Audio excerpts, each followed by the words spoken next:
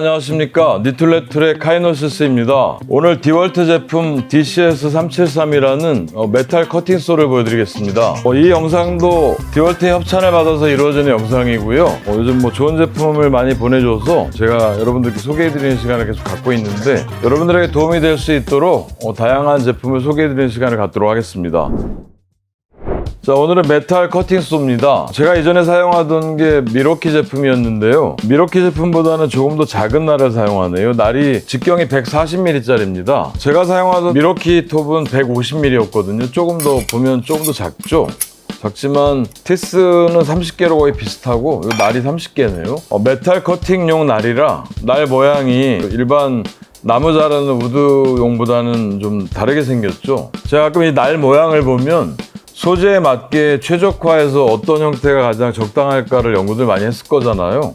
거의 모든 메탈 커팅, 메탈소의 톱날들은 이런 형태로 생겼습니다. 좀 네모나게 뭉툭하게 생겼죠. 날의 내경은 20mm입니다. 20mm로 내부에 축에 맞게 설계되어 있고요. 날이 아직 채워져 있지 않은 상태인데, 제가 날을 채우면서 어떤 특징들을 가지고 있는 건지 자세히 한번 설명해 드리도록 하겠습니다. 우선 메탈소는 나무를 자르는 우드용보다는 회전수가 적죠.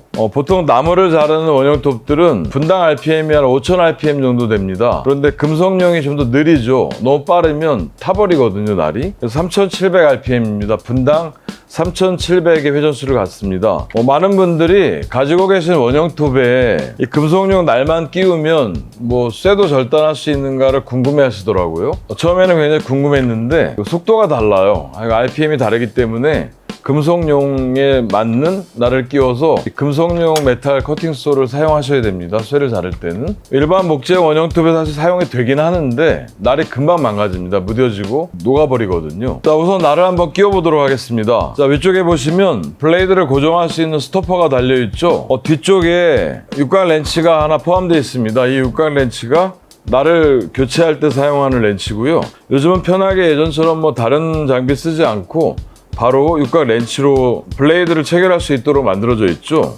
돌리는데 우선 스토퍼를 잡고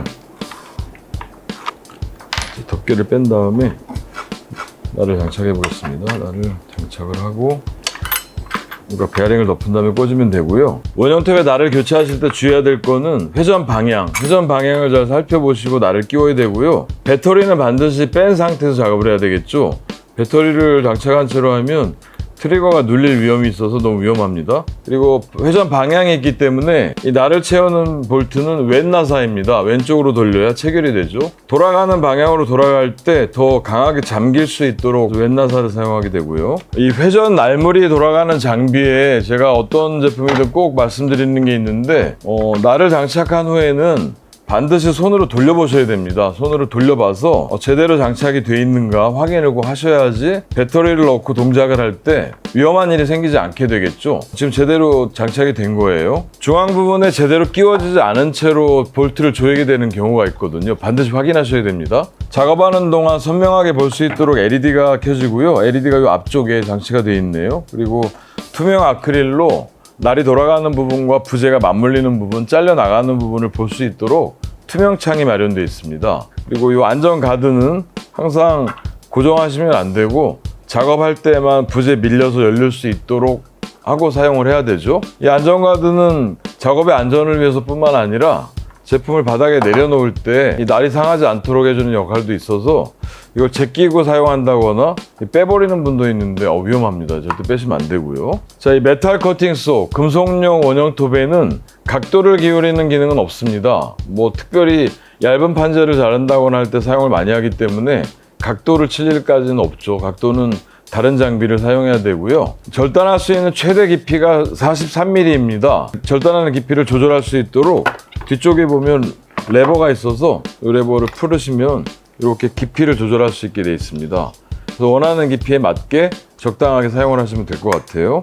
안전을 위해서 트리거를 한 방에 당겨서는 동작을 하지 않습니다. 위쪽에 오른쪽이든 왼쪽이든 내려준 상태에서 트리거를 당겨야 이렇게 트리거가 작동을 하게 되겠죠. 톱날이 회전을 하게 됩니다. 안전을 위해서 거의 대부분의 원형 톱에는 이런 형태를 차용하고 있고요. 저희가 많이 사용하는 마이터소 원형 톱에도 이중으로 스위치가 되어 있습니다. 배터리를 한번 채워보겠습니다.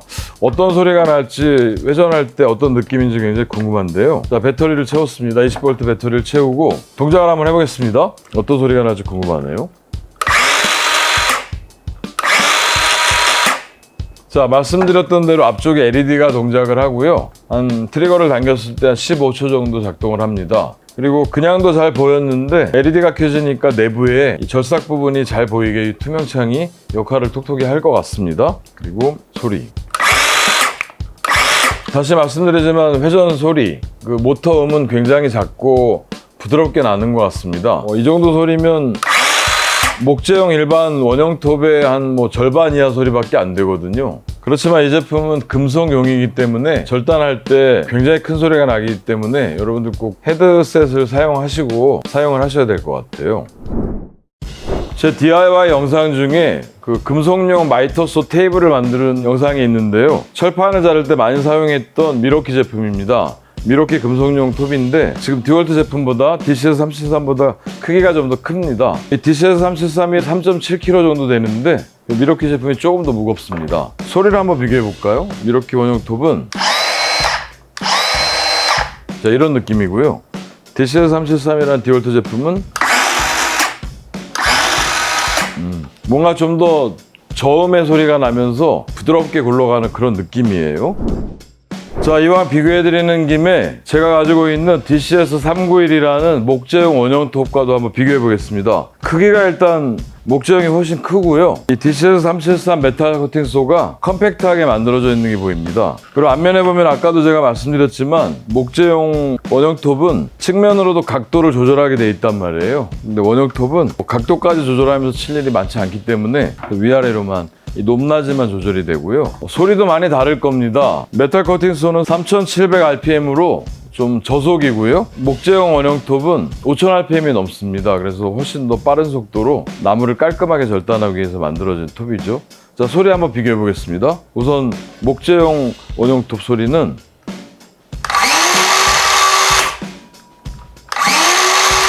자, 소리만 들으셔도 강력한 회전을 하고 있다는 게 느껴지죠. 하지만 메탈 커팅소는 더 저속으로 돌긴 하지만 더 강한 힘으로 금속을 커팅할 수 있게 만들어주기 때문에 자, 들리시는 대로 이런 소리가 납니다. 뭔가 좀 더 중후하고 저음으로 강하게 돌아가는 느낌이 나고요. 굳이 자동차로 따져본다면 저속 기어를 사용하는 느낌이고 얘는 아주 고속 기어를 사용하는 느낌이죠. 그리고 메탈 커팅소에는 이렇게 LED가 켜진다는 게 또 좀 다른 면이고 투명창이 있죠. 목재용에는 그렇게 사용하진 않습니다. 제가 회전하면서 보여드린 것처럼 한번 들어보시면 바로 트리거를 놓자마자 바로 탁 쓰는 게 느껴지시죠?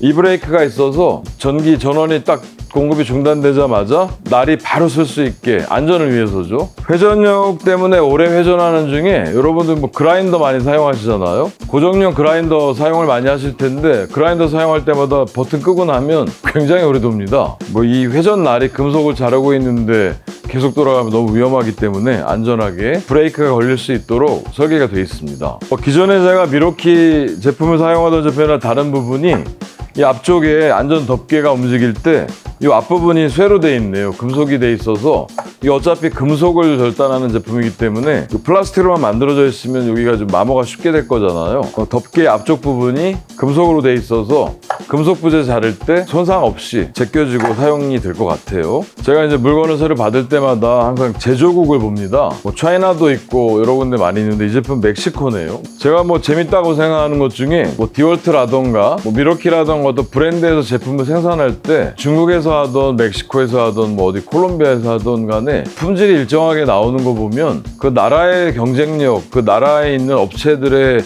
생산력, 기술력이라기보다는 본사에서 뭔가 전달해주는 그런 부분이 훨씬 큰 것 같습니다. 그 얘기는 지금 생산에 관련돼서는 세계 어느 나라든지 동일한 수준의 제품들을 만들어낼 수 있는 최소한의 기술력들은 갖춘 것 같아요. 브랜드가 중요하다는 얘기가 되겠죠, 결국은. 브랜드 파워, 브랜드가 가지는 기술력들, 노하우들, 스펙들, 설계 이런 것들이 아주 중요하다는 생각을 많이 하게 됩니다. 자, 이 제품은 금속을 가공하고 자를 수 있는데 포커스가 되어 있기 때문에 심플하게 만들어져 있는 것 같아요.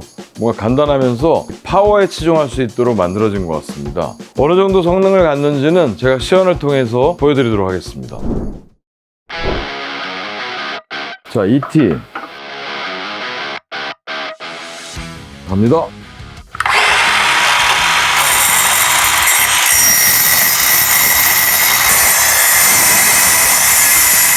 이게 또 칩 튄 게 특이하네. 자, ET 제품은 전혀 무리 없이 절단이 됩니다.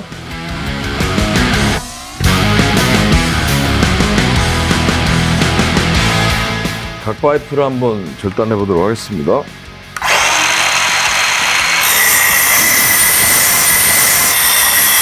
와, 절단이 날도 새거지만 성능이 무지막지하게 살벌한 것 같네.